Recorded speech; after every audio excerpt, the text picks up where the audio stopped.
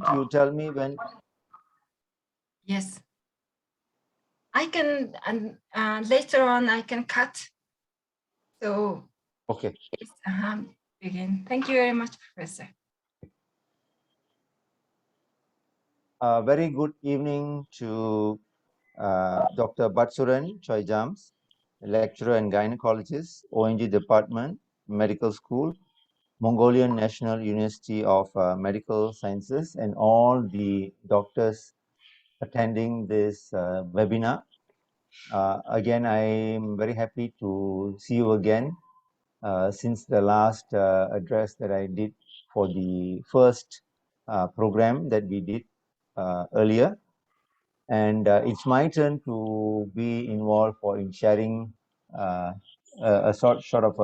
short session on investigations in urogynecology with particular focus on urodynamic study and interpretation. All right. So anyway, I would like to thank Dr. Batsuran again for taking this initiative to help doctors from Mongolia, and we are very happy from Malaysia on behalf of the Malaysian Urogynecological Society to help with the doctors and try to create some awareness and education regarding urogynecology.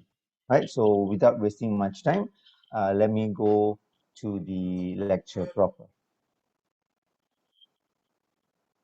So when we talk about common urogynecological problems in women, of course, when we talk about urogynecology clinic, we always talk about uterovaginal prolapse. We talk about patients who present to us with urinary incontinence, particularly stress urinary incontinence, purge incontinence, or a mix of both stress and purge incontinence. Of course, there will be some patients who may present to us with overflow incontinence, with problems of neurogenic bladder. There could be some patients who may have true incontinence, especially in the form of urinary fistulas, especially those patients who have obstetric fistulas. And then there will be patients who present with voiding problems. And there are also patients who may come to see us for urinary tract infection or particular problem of recurrent urinary tract infection. So when we evaluate urogynecological patients, we go through the usual step. I mean, I am sure you are very familiar. I'll just go a quick background on what we will do when we evaluate patients with urogynecological problems. So the first thing is always history, and I think that is the most important thing. As much as we would like to talk about investigations and all the advanced investigations like urodynamics, but the most important thing that we must not forget would be history, right? And a basic assessment may include a questionnaire on quality of life assessment. History, like urinary symptoms in the sense of frequency, urgency, urge incontinence, stress incontinence, and all the other things. We talk about flow, problem of dysuria, hematuria, poor stream, patient who may need to strain to empty their bladder, or patient who may have post-micturition dribbling, and recurrent urinary tract infection. And the other most common symptoms that the patient present to us will be prolapse, which is mostly they will say that I've got a bulge, I've got a mass from the vagina. And things that we also need to ask are sexual problems among patients. And these patients usually would not volunteer these history about sexual problems unless we specifically ask for them. Then we also talk about bowel habits, especially constipation and straining. We talk about obstetric performance. I'm sure you are aware. I'm just going to go quickly about all this. We discuss about or we ask about their obstetric performance, particularly paying attention whether if they had instrumental deliveries, particularly forceps or vacuum deliveries. Ask about baby weight, whether the baby weight is more than 4 kilograms or whether they have any tears that needed to be repaired. And then check whether they are still having their menses or whether they have been menopaused. Don't forget to ask medical problems, particularly diabetes, asthma, which may or chronic obstructive airway disease, which may make the condition worse, or maybe the reason why the patient have prolapse or incontinence. Then hypertension.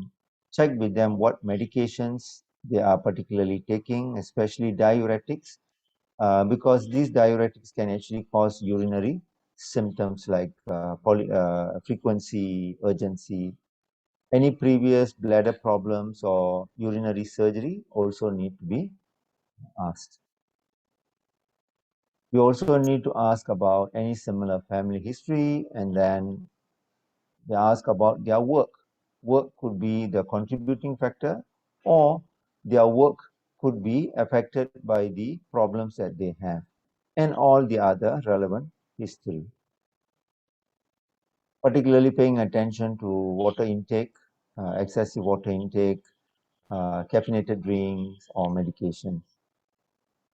Examination, don't forget to do a general examination. Make sure you do an abdominal examination to rule out any masses that could be compressing on the pelvic structures, such as big cysts or fibroids. And pelvic examination looking out for urogenital atrophy, and of course, if the patient have prolapse.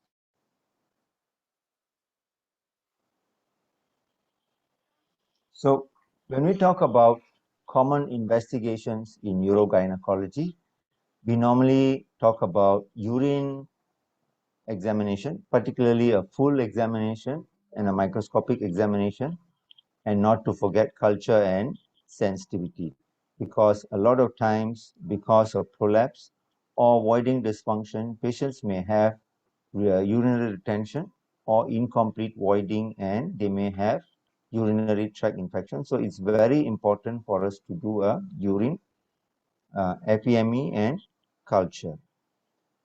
If patients present with something more sinister kind of symptoms, especially dysuria, hematuria persistent, then you may even consider doing a urine for cytology. But as I said, most common associated with prolapse would be we would like to do a full examination, microscopic examination, and a culture and sensitivity. Blood tests that are relevant. We don't need to do all blood tests, but I'm quite happy to do what we call as a fasting blood sugar, especially when patients are, especially in the late 40s, presenting with urinary frequency, urgency, and particularly talk about nocturia, or if they have family history of diabetes, do not forget to do a fasting blood sugar, because a number of patients that who we see actually have diabetes, and by treating diabetes, the urinary symptoms would go away. So if patients do have symptoms and you suspect, please do a fasting blood sugar, or you may want to do an oral glucose tolerance test. And in other cases, you may need to do what we call as a blood urea serum electrolytes and creatinine, but it is not routine. Ultrasound. As gynecologists or even urogynecologists, we have access to ultrasound, and we would like to do a pelvic ultrasound, definitely looking out for any mass. And the other thing that I commonly do in my practice, and most of us do actually, is to check for residual urine. So ask the patient to pass urine, and then you can measure the residual urine. That will give you an idea whether this patient has voiding dysfunction. So voiding dysfunction is quite common, and you can actually pick up on scan for residual urine. And when we are doing the ultrasound, I have now learned to sort of quickly just look at the kidneys as well. I'm not a trained radiologist, but I can pick up gross hydronephrosis, which I've on and off do see patients with severe prolapse coming in. I can share with some experiences. I've had one patient who had severe prolapse, but which was neglected, eventually went into chronic renal failure.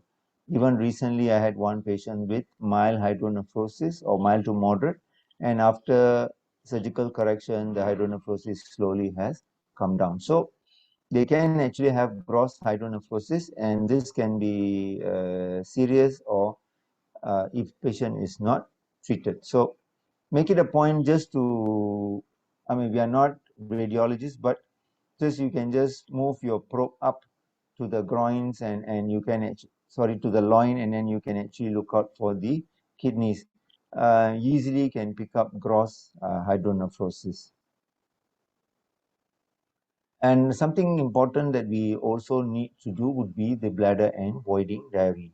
So this bladder and voiding diary is very important, and that will give us an idea about the input and output chart, particularly in a patient in a normal day-to-day line.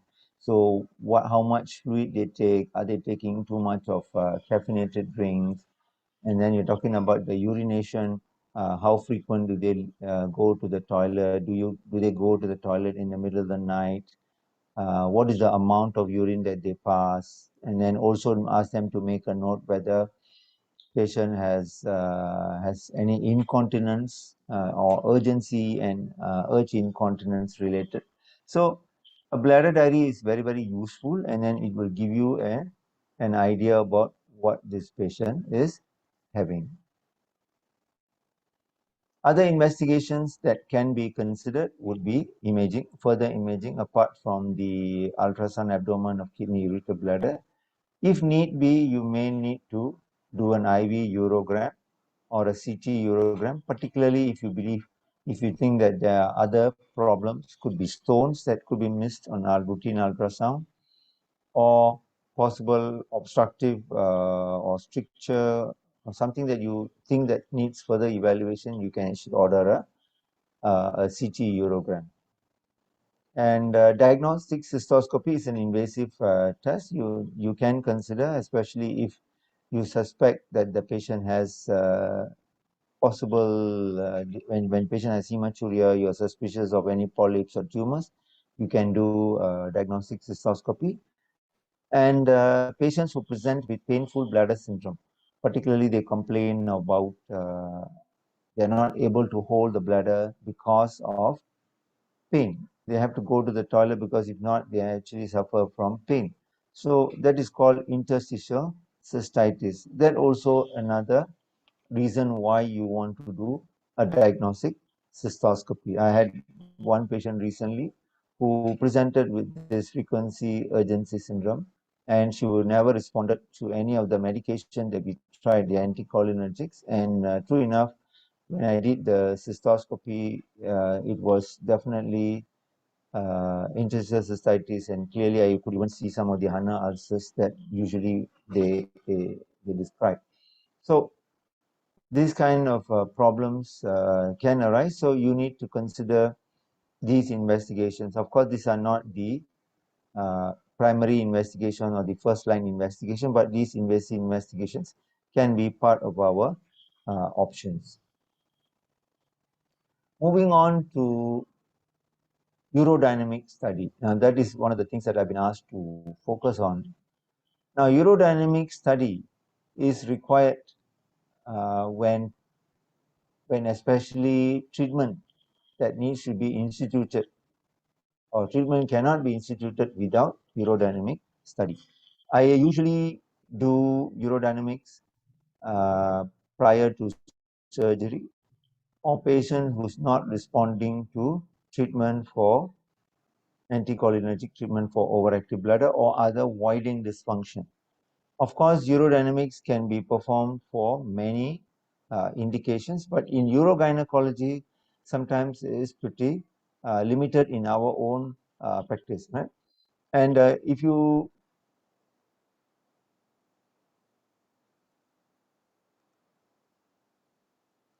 Okay, I'll show you. So this is a typical urodynamic room. You may have this computer with the urodynamic program. This is the commode where the patient actually sits to pass urine. That is where the urine is collected, and this is the couch. Patient can lie down here and then move to the couch to pass urine and then empty the bladder. We also have a similar computer, another set here. You have again urodynamics machine, and you can see that there is a normal saline here that is being used to fill up the bladder, and then you have all the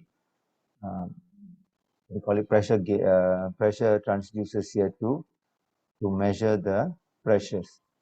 And the patient is actually sitting on a couch, and the collecting system is there, so the patient does not need to move to the commode. So the commode is almost there. So this is quite convenient, but of course these chairs are not cheap. These chairs can be quite expensive, but if you are able to purchase a full set, then a couch would be very, very useful. So urodynamic or cystomatogram, it's a functional test. Basically, we are looking at the bladder function. So bladder function has the storage phase, the evacuation phase, or the voiding phase. So the bladder functions, this you can see, bladder, I always tell my students, the bladder is like a tank, right? So it fills up, the urine fills up in this tank, and when the tank is full, it gives information to the brain that the bladder is full. And when you are ready to pass urine, you give signal, and the detrusor muscles will start to contract.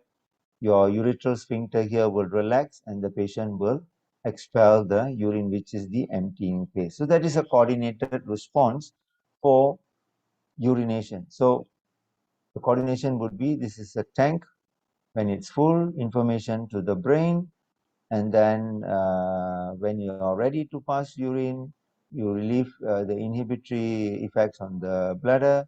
So the detrusor muscles of the bladder will start to contract. At the same time, the urethra sphincter will relax, allowing the urine to pass through. That is the normal function of a bladder.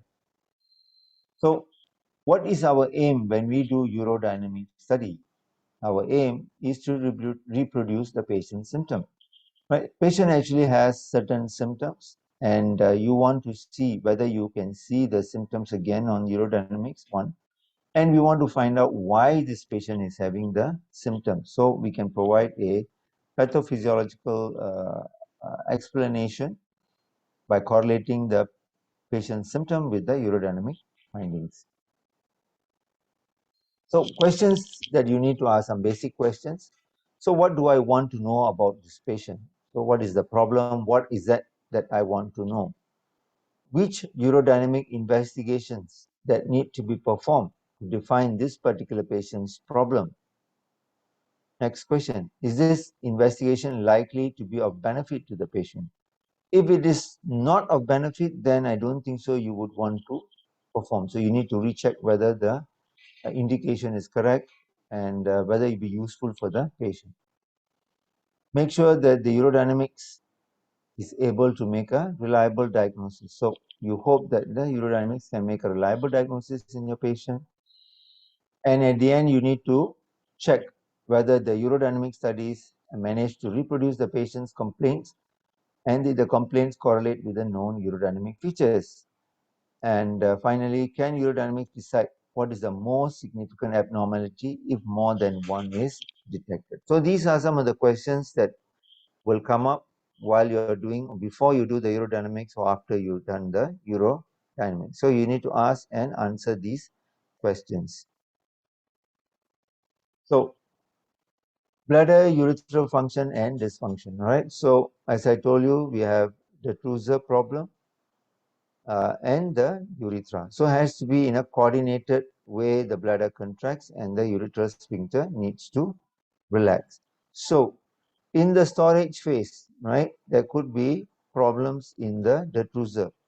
right? Either the detrusor can be normal or it can be like overactive, which is what we call as unstable or overactive bladder, or it can be hyperreflexic. On the urethra side, it can be stable, it could be incompetent in the fact of urinary incontinence, or it could be sphincter areflexia. In the voiding phase, the detrusor can be normal. Acontractor means the detrusor failed to contract. Areflexia or decentralized. The urethra part, it can be normal, it can be obstructive in the form of mechanical or anatomical obstruction. It can be overactive. Bladder problems could be at the bladder neck, discoordination, dyssynergia, or hyperreflexia. So these are things that you may want to look out for or make a diagnosis of. Right. So urodynamic investigations, as I told you, there are not just one, there are a set of investigations. The simplest one is what we call as the uroflowmetry. This is basically measuring the urine flow rate. So the patient will sit on the couch and empty the bladder into this funnel here, and there will be a collecting disc. It will rotate and then it will measure the urine flow, mils per second. So you will eventually work out what is the complete urine volume, and also measure the flow rate, what is the maximum flow rate. We can do what we call as a filling and voiding cystometry. This is the most common one that we do. So filling and voiding, that means we want to check the bladder function during filling phase and the voiding phase. So it measures the bladder pressure volume relationships. Okay, so basically we measure the bladder pressure when you fill in the bladder with some fluid or volume, and then you check the synchronized flow rate. A video cystometry is in addition to measuring the pressures, you can also use a contrast medium and allow screening of bladder during filling and voiding. So but basically it has a C-arm. You can take a fluoroscopy kind of picture, and then you can actually identify certain problems. Particularly useful in urological conditions like reflux, ureteric reflux. So that is quite useful, not so much in the urogyne perspective. So you probably realize that most urogyne units do not have video cystometry, but I've seen the urology department use it because it's quite useful for them.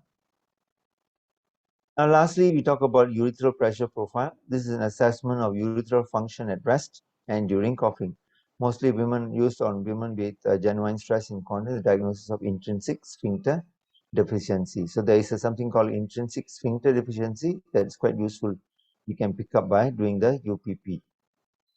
That is a urethral pressure profile, right? But you need a separate catheter and you need a specific puller, they call it. So again, if you're doing it, you need to have some extra addition equipments and catheters. All right, so I showed you this one. This was our old system. This is the old system and the couch. This is the new system. Again, this is just updated one. So you can see the computer is the big fat computer, and this is now the thin, slim, nice computer. But we've also moved towards what we call as, instead of using water pressure transducers, we use now air charge catheters or TDOC. So you can use whichever that is available to you. So as long as you know when you do the either the fluid fill or the air pressure air charge catheters. So as long as you know what you're doing, it's good. This is the Euroflow collective funnel, and then there's the black color is a disc. It rotates, so it calculates the amount of urine being sort of flowing through mils per second. So having said that, urodynamics, of course, there is risk associated with urodynamics. It is an invasive procedure. You're putting in catheters, so there's always a risk of introducing infection, and thereby increase the morbidity of the patient. We do see not very common, but patients do come back with pain, dysuria. Some have come with hematuria. We know that they have infection, particularly if they are immunocompromised, such as diabetes. Urodynamics is a bit expensive. Right now, most of the catheters that we use are single-use catheters, so it's not cheap. So if you have to discard, it can be quite expensive. The fluid-filled catheters, the transducers and the earlier catheters you may reuse, but the actual catheter that you, for individual patient, we normally single use and throw away because of worried about risk of infection, right? So it's not cheap, and of course UDS is a bit complex, so you need to be aware about the what do you call it, the functions of the bladder and what exactly that you are trying to measure. Okay, going back to the uroflowmetry. So usually you would start with the uroflow when you ask the patient to pass urine. So of course you need to give them some privacy, let them pass urine. So you will find something like this bell curve and a very quick rise to the maximum. This is called Qmax or maximum flow rate. And then slowly it will come down, and sometimes you might get some more, little bit more urine with sudden slow peak. This is what we call as Qmax or maximum flow rate. This is the volume, and this is the time. So you measure the maximum flow rate, right? And then you also check the voided volume, right? So this is how we measure the uroflowmetry. It's quite useful, especially those patients with urinary flow problems or stream problems. Widely used by urologists, especially when you talk about patients with benign prostatic hypertrophy, right? So it is very important study. So maximum flow rate in a male, the Qmax or the maximum flow rate should be more than 15 mL per second in a 70 to 90% of non-obstructed male, less than 10 mL per second in intravesical obstruction. As I told you, particularly low, especially with those with patients with prostate problems. Whereas in the woman, because of the urethra is quite short, you find that the Qmax can be higher, but it's not abnormal. So 20 mL per second is okay, but if it is more than 40 mL per second, then there is bladder-based insufficiency. But if the Qmax is less than 20, then there is a possibility of some form of obstruction, stricture. It could be due to the prolapse, right? So you need to understand that. Just now we mentioned about post-void residual volume. This can be measured either by scan. You can use a normal scan, or you can have if you have a bladder scanner, that'd be ideal. Or in worst case scenario, you can do an in-out, but in-out catheterization always has a risk of introducing infection, right? So choose whichever that is convenient and comfortable for you, right? So that is post-void residual. You can check. So most of us would probably do an ultrasound, and if you have a bladder scanner, that would be ideal, right? So consistently elevated post-void residual signifies the Truser failure with or without obstruction. Okay, so we're just going to have a quick look at some traces and give you a more idea about what could be the problem, right? So this appears to be a normal curve. This is for uroflowmetry. You find a Q-ura reaching maximum very quickly, and then slowly it comes down. But when you look at it more closely, the most important thing is it says maximum flow rate of 11, which is slightly on the lower side, but the voided volume is actually 52. 52 is very low, so you cannot make any positive conclusion. So you need to have at least about 150 ml to make a proper conclusive definition of voiding problem. So uroflowmetry, even though appears to be normal, but in this patient cannot be utilized because the flow is, or the total volume is only about 50 ml. So Uroflow traces, this can be a normal trace. If you have a very prolonged trace like this, that can be indicative of stricture. So the patient has a very low flow, but it's taking long time to empty the bladder, possibly a stricture. Remember, this is a functional test. It cannot come out with a diagnosis of stricture. You can only flow. This one, you can see the patient actually starts to strain. So you can see flow, it reduces, then patient try to recruit intra-abdominal pressure, increase the pressure and try to void some more, increase the pressure, trying to void some more. So it has until she can completely void or avoid the most amount, right? So that is straining. In case of obstructed, you will get very long time to reach good flow, but again, hardly very low, what do you call it, Qmax, and then it takes very long time to empty the bladder. So we have this kind of things as straining and obstructed, then you know there could be a mechanical problem. In obstructed, same thing, yeah. So you will have patient. Most often when you see these peaks, these are mostly due to effort by the patient to contract the abdominal muscles, trying to expel the urine from the bladder. So avoiding cystometry, this is what we're going to do. So basically it has two catheters. Minimally you must have two catheters, one catheter in the rectum and the other catheter in the vagina. So the catheter in the bladder will measure the bladder pressure, and the catheter in the rectum will measure abdominal pressure. In women, you can even consider putting the catheter in the vagina, right? So majority of my patients, we actually put in the vagina. But of course, if the patient has a very bad prolapse prostidentous and you are not able to push back the prolapse, then you may need to put in the rectum, right? So these are the actual measurements that you do. And then you can also do an electromyogram. If you have that ability, you can also put and check the contraction of the perineal body or the perineal muscle. And then of course you are measuring the urine, what is the outflow, what is the Qmax, maximum flow per second. And then this will be recorded in the urodynamic screen, which subsequently you can print. So there would be normally three. One is the P abdomen, P west, and then you get P detrusor.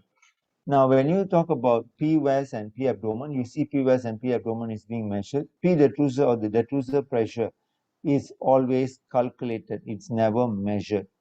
That means P west minus P abdomen equals to P detrusor. So P det, whatever we call it as P det, is usually a calculated measure, which is P west minus P abdomen. So in avoiding cystometry, these are things, right? So you will get these two, P west, P abdomen, P detrusor, and of course the volume of urine patient has got. So if you can see here, usually when you start feeling, so normally what we will do, we'll ask the patient to empty the bladder, and then once you put in the catheters, one into the vagina, the other one into the abdomen, then we will slowly start the water filling. That means you start to fill the bladder, trying to mimic the bladder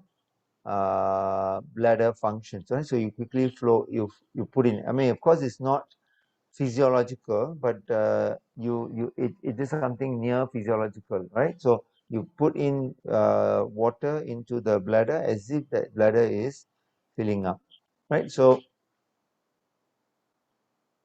when you start putting in fluid, the abdominal pressure and the vesical pressure will remain the same.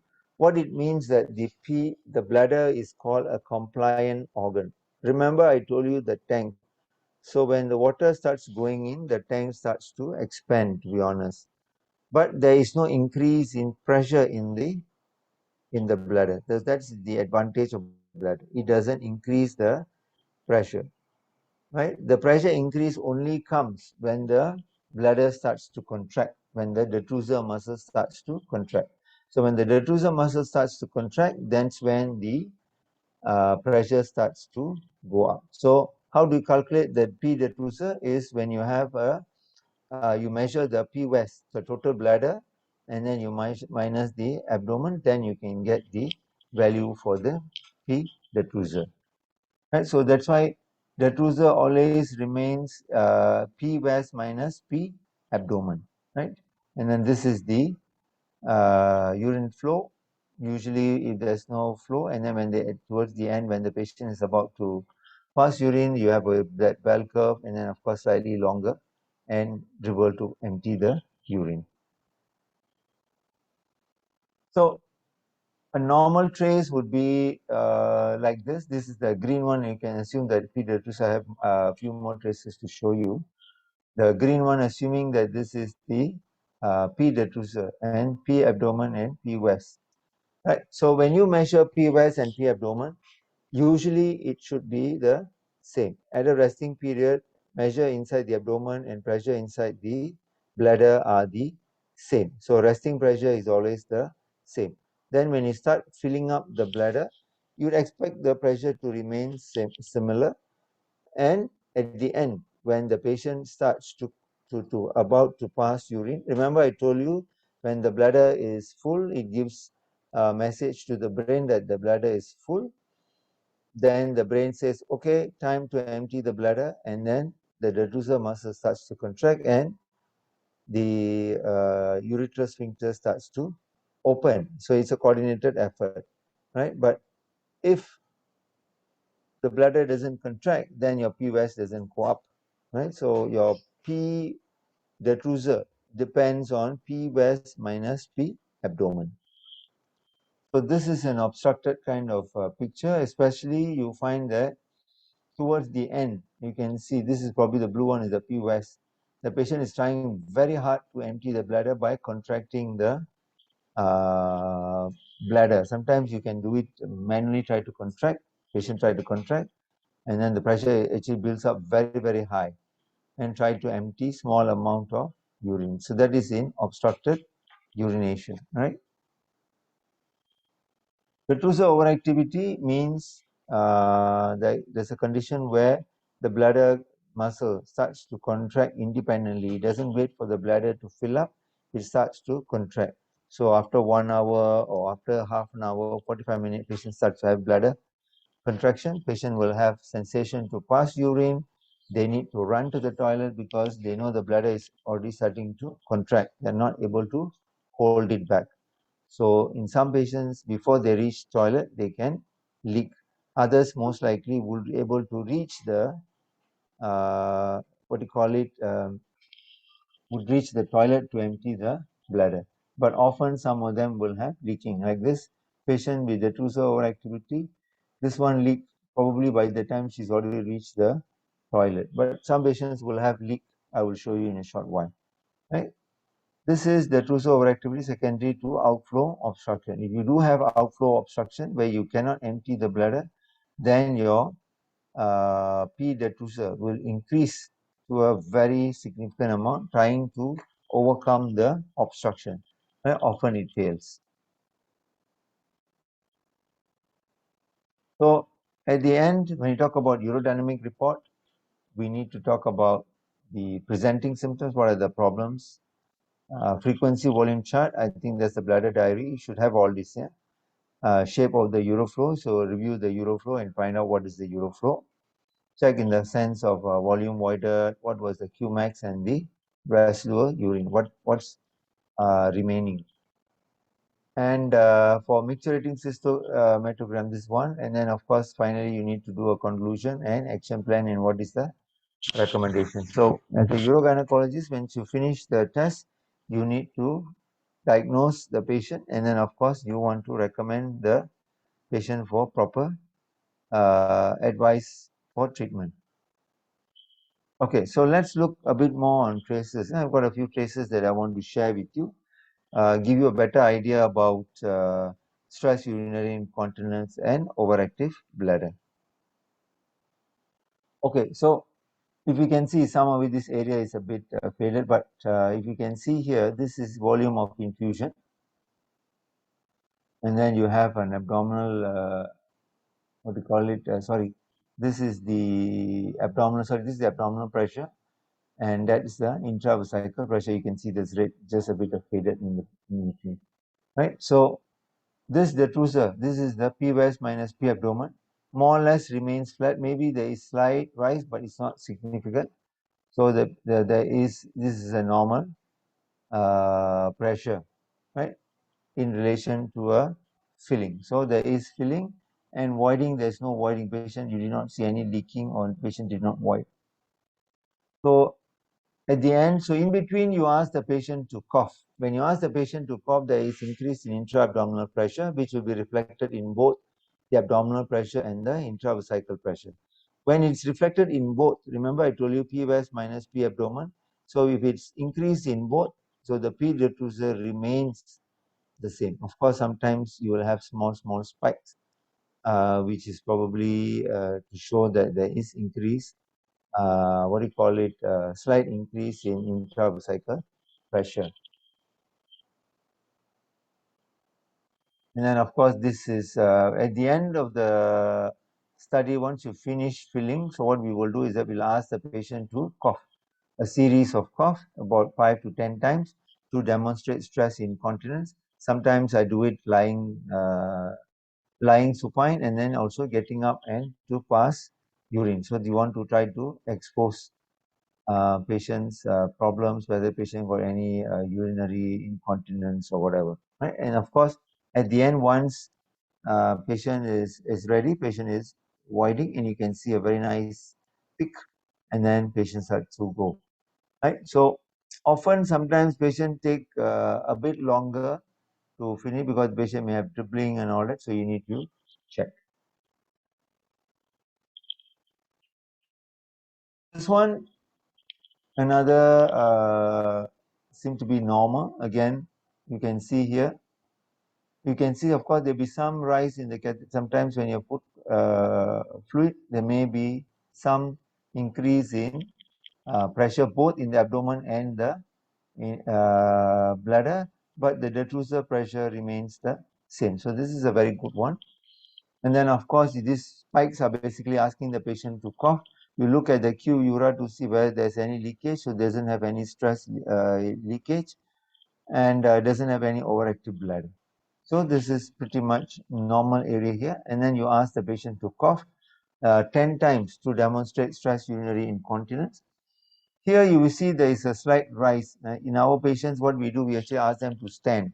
They are sitting on the couch, and then suddenly they stand. So your baseline actually increases, but the pressure will not. If the baseline increases, it doesn't matter, because your intra-abdominal pressure and your intravesical pressure will remain the same even when the patient stands up, and the detrusor pressure will be similar.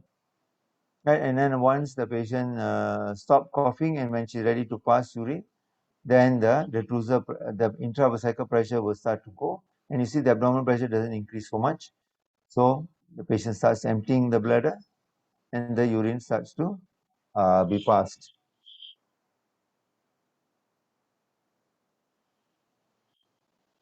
Okay, this one, if you can see, what you can see here is when you're starting to fill the bladder, you can see some bladder contractions. You can see here P west, but the P abdomen seems to be quite flat. There is some contraction in the bladder, and similar pressure rise up in the detrusor. So when you find that this one with this, there is an associated leakage. You can see here. Earlier, one of the earlier traces, you see it goes up, but there is no leakage being picked up. So this one, that is called the OAB dry, and this is called the OAB wet, overactive bladder wet, where you can actually pick up leaking, urine leak. So you can actually see urine leak here. And then what we do, we tend to, because this small amount of urine fluid has been filled, and then the patient started to leak. So you can see here, patient first void was about 200, but I think this is because you did not record this, because patients started having contraction even before reaching first void. But this is when the flow has reached about 220. Again, another cough, series of cough. Again, when sometimes you ask the patient to cough, or suddenly the patient bladder starts to contract, there is urine leakage. So this one is clear cut, what we call as overactive bladder. Here you can see here there's a lot of spikes. So basically we are asking the patient to cough at the end, and that cough actually produce urinary leakage. So this is a combined overactive bladder plus stress urinary incontinence, right? So that's very important, because now you can pick up two different pathologies in this trace. And you can see here, after that the patient starts to pass urine and leach. And you can actually see whether you have a Qmat, and I'm not sure they can see it very clearly. Maximum flow rate was 15.2, which is pretty normal, right, for an acceptable rate. So this one I showed you, this is the contraction and the associated leakage, but don't forget there is also leakage of urine when the patient is asked to cough at the end. This one you can see another trace with filling. You can see the abdominal pressure remains flat, the intravesical pressure remains flat, the detrusor remains flat, which is normal. But with spikes like this, the patient starts to pick up, we tend to pick up leakage. So this is called urinary stress incontinence or urodynamic stress incontinence, picked up on the urodynamic. Right, so this is what, and then you don't see a proper uroflow because often patient either leak urine or maybe they are not able to pass urine. You stop at the end, right? So here you can start seeing this increase in intra-abdominal pressure.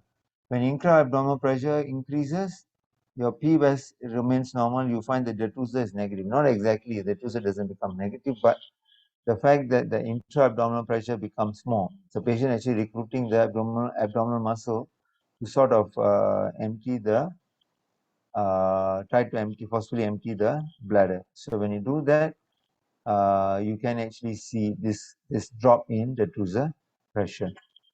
But here, clear cut, what you're seeing is what we call as a urinary stress incontinence. So to summarize, urodynamics or any urogyne investigations are essential. We must have proper indication, and especially for urodynamics, you must have a proper justification because it is an invasive test. There is morbidity involved, particularly urinary tract infections. And then we try to, especially the UDS, we try to correlate the findings with patients' problems. And then once we work out a diagnosis, then we can plan for an appropriate treatment plan for the patient. Right. So with that, thank you very much. Thank you for the opportunity to share with you a little bit on urodynamics and the investigations in urogynecology. And I think we end this lecture, and then I'll be very happy to take questions at the end. So thank you very much, and over to you, Dr. Batsuran.